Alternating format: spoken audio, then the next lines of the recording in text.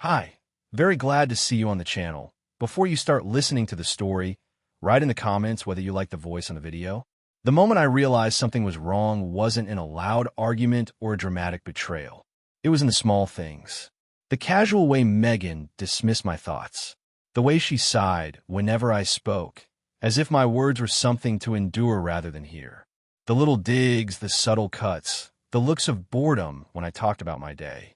She wasn't cruel in obvious ways. No shouting, no name-calling, just an endless, suffocating indifference that chipped away at me until I barely recognized myself. We were at a family dinner when it hit me, really hit me, that I was nothing more than an accessory in her life. Her parents had invited us over for the evening, a formal affair with white wine and expensive cheese, the kind of thing Megan thrived in. I sat at the far end of the table, listening as she spoke about her latest project, the high-profile clients she was working with. Everyone listened intently, nodding in admiration. Then her mother turned to me. "And Jake, how's work?" Megan smirked over her glass of wine before I could answer. "Oh, the usual. He works from home, fixes things on computers. I don't ask too many questions. His world is all numbers and screens." Laughter. A dismissive wave of her hand. I gripped my fork a little tighter. Her father chuckled. "Well, as long as it keeps the bills paid." "It does," I said evenly. "And it keeps the house running, too." Megan let out a soft, amused breath. "Oh, come on. Running the house. I travel for work, but I wouldn't exactly call your life demanding." Something in my chest tightened. I wasn't a man who picked fights. I wasn't someone who created unnecessary conflict. But the way she said it, the way she always said it, made my stomach twist.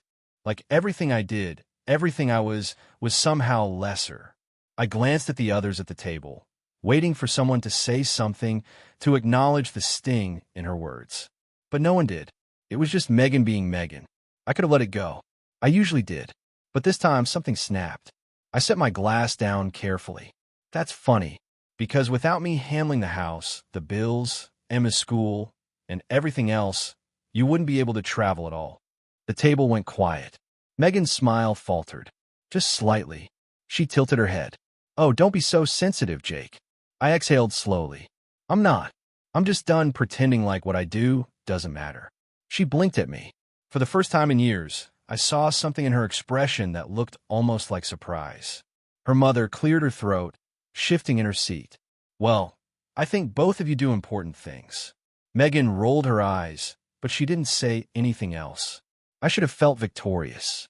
I should have felt like I had reclaimed a piece of myself in that moment. Instead, all I felt was exhaustion, because I knew that as soon as we got home, this wouldn't be over. And I was right. That night, as we walked through the front door, Megan tossed her purse onto the counter and turned to face me. "What was that?" I shut the door behind me. "What was what?" She crossed her arms. "That little outburst at dinner. Calling me out in front of my family." I let out a humorless laugh. "You mean the way you always call me out in front of people?" She scoffed. "Oh, please. I was joking."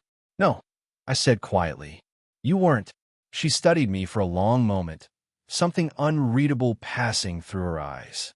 Then she sighed, shaking her head. "Whatever, Jake." She turned away. "I don't have time for this." And just like that, the conversation was over. I stood there, watching as she walked upstairs, her mind already elsewhere, already dismissing me like she always did. I sat down on the couch, staring at nothing, letting the quiet settle around me. I wasn't angry. I wasn't hurt. I was just tired, because for the first time, I realized something. This wasn't a rough patch.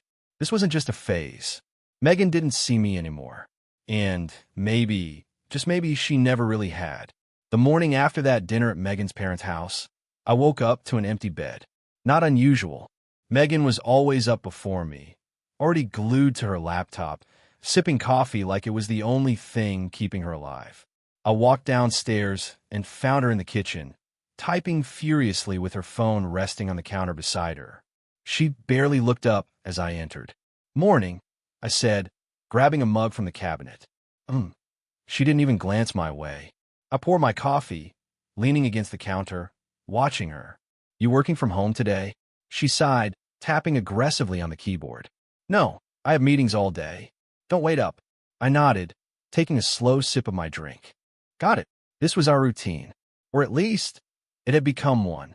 Short conversations. No eye contact. Like we were two people existing in the same space, rather than a married couple. I let go. I always did. But that evening, when I met up with some friends, something changed. David, one of my oldest friends, had invited me to a small gathering at his house. Nothing big, just a few close friends, a couple of drinks, and some conversation. I almost didn't go. Megan hadn't said anything about me needing to stay home, but I knew the look she would give if I told her my plans. The barely concealed annoyance, the passive-aggressive remark about me, needing a break from all that hard work at home. But I went anyway. David greeted me with a clap on the back and a drink in hand. Jake, man, it's been too long. I smiled. Yeah, it has. As the night went on, we all settled into the backyard, sitting around a fire pit, talking about everything and nothing. It was the most relaxed I had felt in months. Then someone brought up relationships. Man, David said, shaking his head, I gotta give it to you, Jake. You got patience. If my wife ever talked to me the way Megan talks to you, I'd lose it. The words landed like a punch. I frowned. What do you mean? David gave me a look. Come on, we've all seen it. I glanced around, realizing that everyone else was suddenly avoiding my gaze. I forced a chuckle. It's not that bad. David sighed.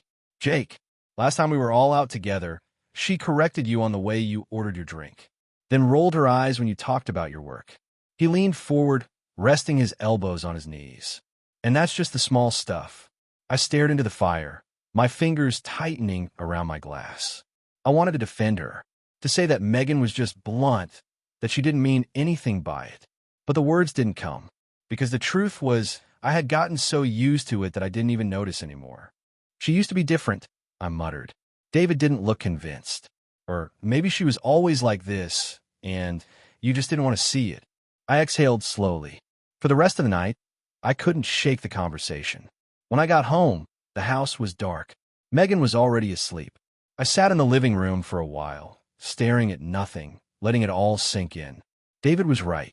This wasn't normal. A few days later, Megan had another business dinner. I wasn't invited, which was fine. I was used to it. I spent the evening with Emma, helping her with homework, making dinner, watching a movie. It was one of those nights that felt simple, easy. But when Megan came home, she changed the energy instantly. I heard the door slam, followed by the sharp clack of her heels against the hardwood. She walked into the living room, scanning the scene like she was taking inventory. Did you even clean up? I glanced at the dishes in the sink. I was going to after I put Emma to bed. She sighed, shaking her head. Of course. I stood up, tension creeping into my shoulders. What's that supposed to mean? She dropped her purse on the counter. Nothing, Jake. Just never mind. No, I said, voice steady. Say it. She looked at me, arms crossed. It means I don't get how you're this overwhelmed by doing basic housework. You act like taking care of Emma and working from home is some massive burden. I laughed, but there was no humor in it. Are you serious? You know how much I do, Megan. She scoffed. Doi. Something inside me snapped. I stepped forward, staring at her. You think you're the only one who works? You think your job is the only one that matters? I do everything to keep this house running, to take care of Emma, to make sure you don't have to worry about a single thing outside of your perfect career. She blinked, caught off guard. I kept going. You dismiss me. You talk down to me in front of our friends, your family. You act like my time, my effort, my existence is just some minor detail in your life. She rolled her eyes. Oh, come on. No, I interrupted. You don't get to do that. You don't get to act like I'm being dramatic. She let out a slow breath, rubbing her temples. Zake, I am exhausted. I don't have the energy for this. I laughed again, shaking my head. Of course. You never do. She turned to walk away, but I wasn't finished. Do you even love me anymore? The question hung in the air. She hesitated. That was all I needed. I swallowed the lump in my throat, nodding slowly. Got it. She sighed, but she didn't deny it. She didn't say, of course I do. She didn't reach for me, didn't try to fix what had just cracked wide open. Instead, she just walked away. I stood there listening to her footsteps fade and realized something. I wasn't angry. I wasn't even hurt. I was just done.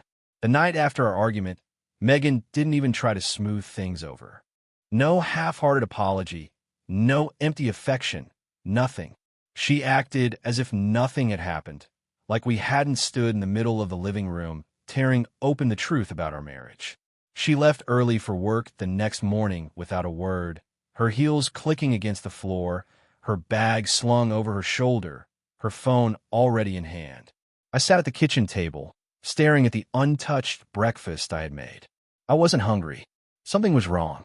Not just with our marriage, that had been crumbling for a long time, but with Megan herself. The way she had responded last night, that hesitation when I asked if she still loved me, it wasn't just attachment. It was something else. A calculation. I ran a hand through my hair, exhaling sharply. I needed to stop pretending this was just a phase. I had spent years telling myself that Megan's indifference was something that would pass, that her sharp words, her coldness, were just the side effects of a stressful career, that eventually she'd wake up one day and realize what she had in front of her. But last night, in that moment when she had nothing to say, nothing to defend, nothing to fight for, I knew. She had already moved on. I just didn't know who she had moved on to. That thought sat in the back of my mind like a slow-burning ember as I went through my day. I worked, took care of Emma, cleaned the house, went through the motions. But it was there, gnawing at me. By the afternoon, I couldn't take it anymore. I started searching. At first, it was subtle. I checked our bank statements, looking for anything unusual. Megan had always been the one who handled the finances, but I had access. Nothing obvious stood out. No hidden accounts or strange charges. But then I noticed something, an increase in expenses at hotels in Chicago. Not just one, multiple, each one coinciding with the dates of her business trips. My stomach clenched. I closed the banking app, my pulse picking up. This wasn't proof. Not yet, but was enough for me to dig deeper. I moved to our closet next, searching through her side, through the shelves and drawers she never let me touch. I didn't know what I was looking for, but I knew there was something. And then I found it, a small, velvet box tucked into the back of a drawer. My fingers curled around it, my breath coming slower, heavier as I flipped it open. Inside was a sleek, expensive watch. Not mine, not anything I'd ever seen before. It wasn't a gift for me. It was a gift for someone else. I stared at it, my vision tunneling. This was it. This was the moment everything shifted from suspicion to certainty. I sank onto the bed, the box still in my hands, and let the truth settle over me like a heavy fog. Megan was cheating. I had suspected. I had felt it. But seeing the proof in front of me made my hands shake, made my stomach turn, made my heart feel like it had been gutted from my chest. She had done it. She had moved on from me while still living in my house. The anger came slow, crawling up my spine, making my hands tighten into fists. I thought of all the times she had dismissed me, all the times she had treated me like a burden, like I was some background character in her life while she played the lead. And all that time, she was justifying it in her mind, telling herself it was fine to belittle me, fine to ignore me, because she had already decided I didn't matter anymore. I set the box down carefully. I needed proof, real proof, not for myself. I already knew the truth, but for what came next. I grabbed my laptop, my fingers moving automatically. If Megan thought I was just a passive husband who would let her get away with this, she had underestimated me. I was a software engineer, a problem solver, a man who understood how to track, analyze, and uncover what others wanted to keep hidden. I was about to expose everything. I sat there, staring at the watch for what felt like hours. My mind raced through every interaction Megan and I had over the past year, every dismissive look, every business trip, every late-night excuse. It had all been leading to this. She hadn't just given up on me. She had replaced me. A slow breath passed through my lips. My initial reaction was to confront her immediately, to throw the box at her feet and demand answers. But what would that do? She would lie. She would twist the story. She would turn around on me, say that I was paranoid, insecure, seeing things that weren't there. No, I wouldn't give her the chance. If she wanted to play games, she was about to learn she had been playing against the wrong opponent. I grabbed my laptop and started working. First, I checked our shared accounts again, this time pulling a deeper search into her spending. The hotel stays in Chicago were already a red flag, but now I looked at how she paid.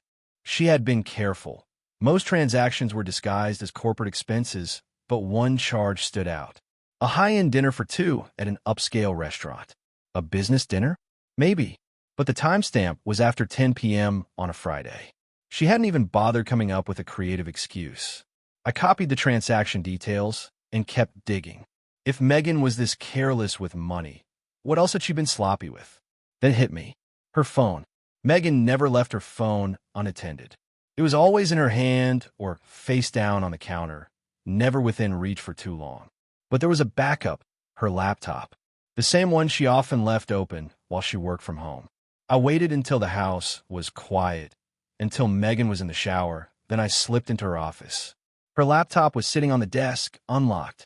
I clicked into her messages, and there it was, a full conversation with him, a guy named Ryan, a consultant from Chicago. My heart pounded as I scrolled, reading text that confirmed every suspicion. Megan, I can't wait to see you again. Ryan, you looked amazing last night. I hate that you had to leave so soon. Megan, I know, but Jake has no idea. I'll be back in his arms, pretending nothing happened. My grip on the laptop tightened. I swallowed hard, forcing myself to stay calm. I copied the messages, saved the screenshots, and sent them to myself. I would need these later. When I heard the water shut off upstairs, I closed the laptop and left the office. Now, I had proof, but I wasn't going to expose her yet. I wanted to make sure when I did, there would be no way out. That night, Megan came downstairs, acting like nothing had changed. She kissed Emma goodnight, poured herself a glass of wine, and sat on the couch across from me. Long day, she asked, taking a sip. I nodded, keeping my face unreadable. Yeah, you. She shrugged. Same. Meetings. Calls. You know how it is. I watched her for a moment. This woman sitting in front of me, pretending like we were just another normal married couple, like she wasn't sneaking off to hotel rooms with another man. I smiled. Yeah, I do. The next day, I took my plan further. I knew I couldn't track her phone without her noticing, but I could track her car. Using a small GPS device I had from an old security project, I discreetly attached it under her bumper before she left for work. That evening, while she was still working late, I checked the GPS data. She wasn't at the office. She was at a hotel. Again, I exhaled slowly. The evidence was stacking up fast, and soon it would be undeniable. But I wasn't just going to expose her. I was going to destroy the carefully crafted image she had built for herself. Over the next few days, I set up everything. I moved money out of our joint account into one under my name only. Legally, it was my share. Megan had always insisted on keeping her personal earnings separate, and now that worked against her. I prepared my legal case, knowing that when I filed for divorce, I wanted to be in the strongest position possible. And then, the final step, her social media. Megan prided herself on her online presence. She was professional, polished, respected. A woman who had everything together. So what would happen if her perfect world was shattered in front of everyone she knew? I accessed her LinkedIn and Facebook through our shared computer. Megan, in all her arrogance, had saved her login details. I scheduled a post, a slideshow, screenshots of her texts with Ryan, a time-stamped hotel receipt, a message that read, Chicago Memories, a business trip to remember.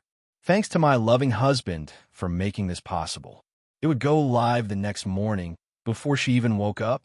By the time she realized, the damage would be irreversible. And when she came running to me, desperate to stop what was happening, I would be long gone. The morning of Megan's downfall started like any other. She woke up early, stretching beside me in bed as if nothing in the world had changed. As if she weren't sneaking around behind my back. As if she hadn't already thrown away everything we had built together. She grabbed her phone from the nightstand, yawning as she unlocked it. Then silence. I stayed still, waiting, watching from the corner of my eye as she scrolled, her relaxed posture stiffening, her breathing turning shallow. Then came a sharp inhale. Oh my God! She sat up abruptly, fingers flying across the screen as if sheer force could undo what had already been done. I turned over casually, feigning grogginess. Something wrong. Her head snapped toward me, eyes wide with something between panic and fury. My Facebook, she hissed. My LinkedIn. She scrambled out of bed, her bare feet hitting the floor hard as she paced. What the? How did this happen? I sat up, rubbing my face. She shot me a glare. Don't hum me, Jake. My accounts. Someone hacked them. She let out a strangled sound of frustration. There's pictures, messages, everything. Everything's public. I let a slow, lazy smirk form. That sounds unfortunate. She froze. Her head turned slowly, her gaze locking onto mine, realization dawning like a storm cloud. You, she whispered. I swung my legs over the bed and stood, stretching. Me what? Her face twisted, a mix of rage and desperation. You did this. You hacked my accounts. I let out a low chuckle. Oh, now you care about hacking. Interesting. Her breathing was shallow, her hands clenched into fists. You have no idea what you just did. I tilted my head, crossing my arms. Oh, I think I do. I took a slow step toward her. I exposed you. Your lies. Your betrayal. You spent months sneaking around, thinking you were untouchable. Now, the whole world knows who you really are. She shook her head violently, panic overriding her anger. My job, I shrugged. Yeah, your firm might not appreciate one of their senior strategists getting caught in a public scandal. Probably bad for business. She pressed a hand to her forehead, pacing again, her mind racing for solutions. I could delete it. I can. She let out a breath, nearly hyperventilating. I can fix this. I let her spiral for a moment before delivering the final blow. You might want to check our bank accounts next. She stopped dead in her tracks. Her fingers trembled as she pulled up the banking app, her face paling with every second that passed. Her head snapped up, her voice hoarse. Where's the money? I smiled. Safe. Where you can't touch it. She let out a choked laugh, like she couldn't believe what she was hearing. You took it? I shrugged. My half. Legally, of course. She took a step closer, her nostrils flaring. You stole from me. I laughed in her face.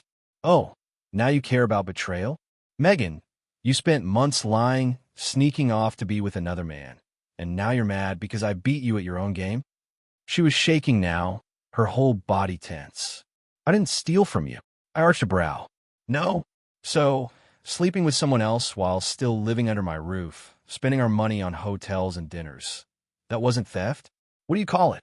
She opened her mouth, but nothing came out. I leaned in slightly, voice lowering. Let me make this clear, Megan. I don't care about your excuses.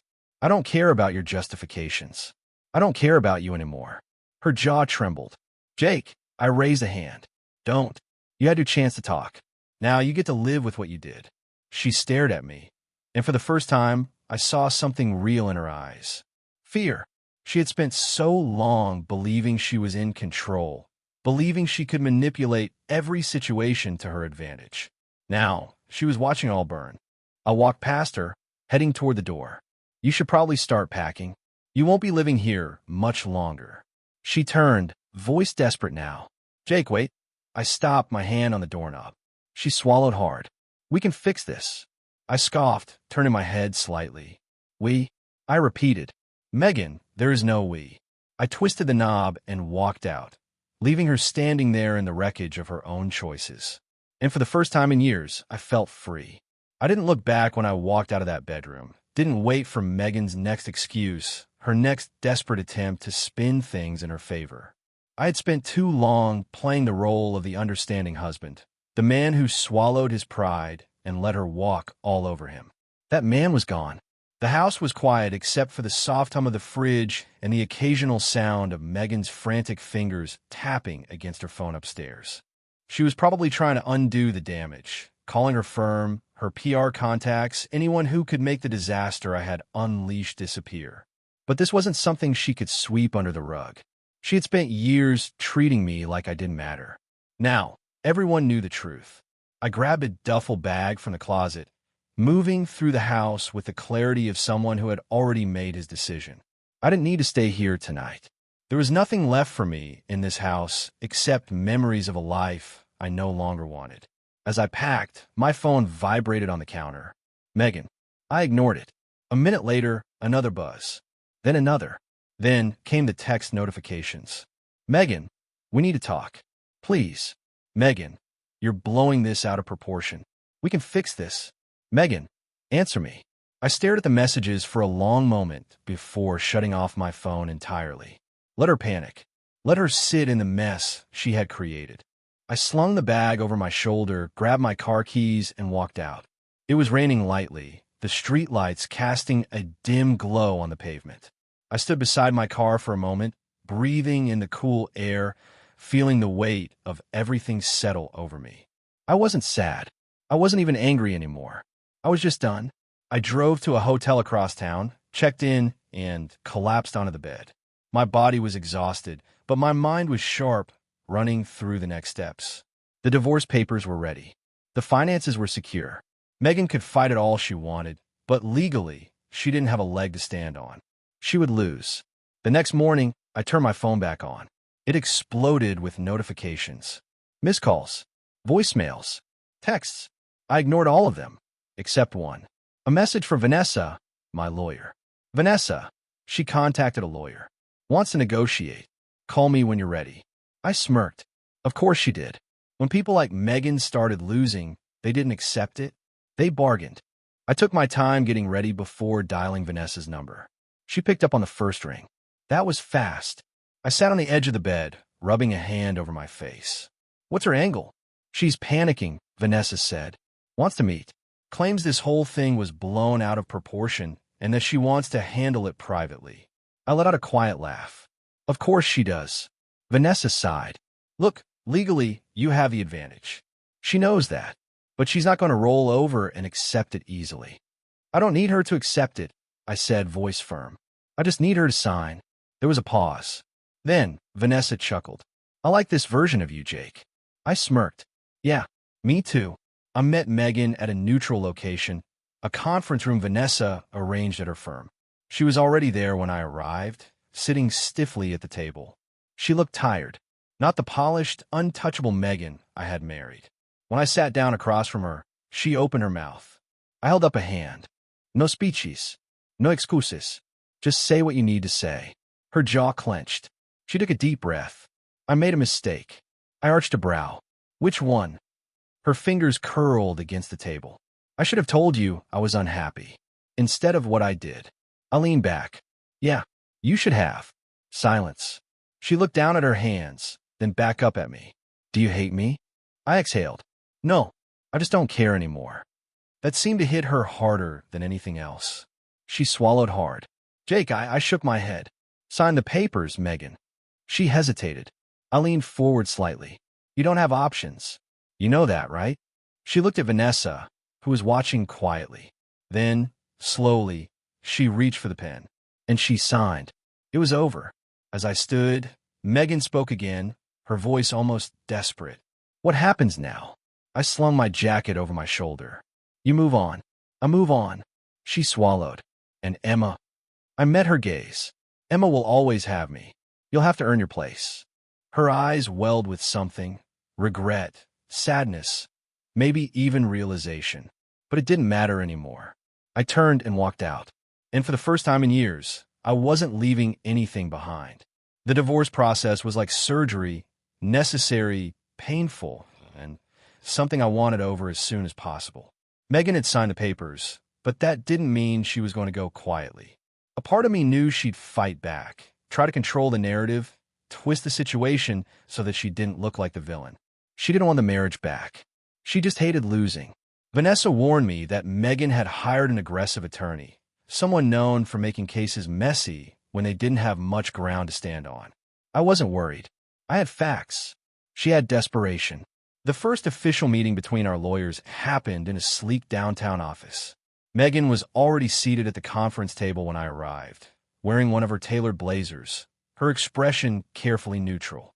She had always been good at masking emotions, at presenting herself as composed even when she was unraveling inside. But I knew her too well. I saw the tension in her shoulders, the slight twitch in her jaw. Her lawyer, a sharp-looking man named Carter, greeted us with a polite nod before sitting. He wasted no time. My client believes that this matter can be settled amicably if both parties are willing to be reasonable. I glanced at Vanessa. She didn't even blink. Define reasonable, she said smoothly. Megan exhaled. Jake, I don't want to fight you on this. I just want what's fair. I arched a brow. Fair. She nodded. Yes. I contributed more financially during our marriage. That should be considered in the division of assets. Vanessa let out a soft chuckle. You mean the assets Jake already legally moved into his personal account? The ones you had no claim to? Megan's nostrils flared, but she forced a tight smile. I'm willing to negotiate on that. I leaned back. No. Carter cleared his throat. Jake, let's not be rash. You and Megan built a life together. Surely you can come to an agreement that doesn't leave one party at a disadvantage. I tilted my head. You mean the way Megan left me at a disadvantage for years? Megan's fingers tightened against the table, but she stayed silent. I continued. I'm not giving up anything. I walked away with exactly what was mine. I let her keep what was hers. There's nothing to negotiate. Carter's eyes flicked to Megan, as if assessing whether she wanted to push harder. She hesitated, then let out a slow breath. Fine, she muttered. Carter shifted. Then let's discuss custody. My entire body tensed, but I didn't let it show. Megan looked at me, then really looked at me, and for the first time, I saw something resembling uncertainty. She knew I was the better parent. She knew she had spent years putting her job before Emma. But Megan hated looking weak. I want equal custody, she said. Vanessa didn't even give her a second to breathe before responding. Not happening. Megan turned sharply toward her. Excuse me. Vanessa folded her hands neatly on the table. Megan, let's be honest here. You were absent for most of Emma's childhood. You worked late, traveled constantly, missed events, and left Jake to do all the parenting. You don't get to suddenly claim equal custody now because it's convenient for you. Megan's jaw clenched. I love my daughter. No one is questioning that, I said, my voice measured. But love and responsibility aren't the same thing.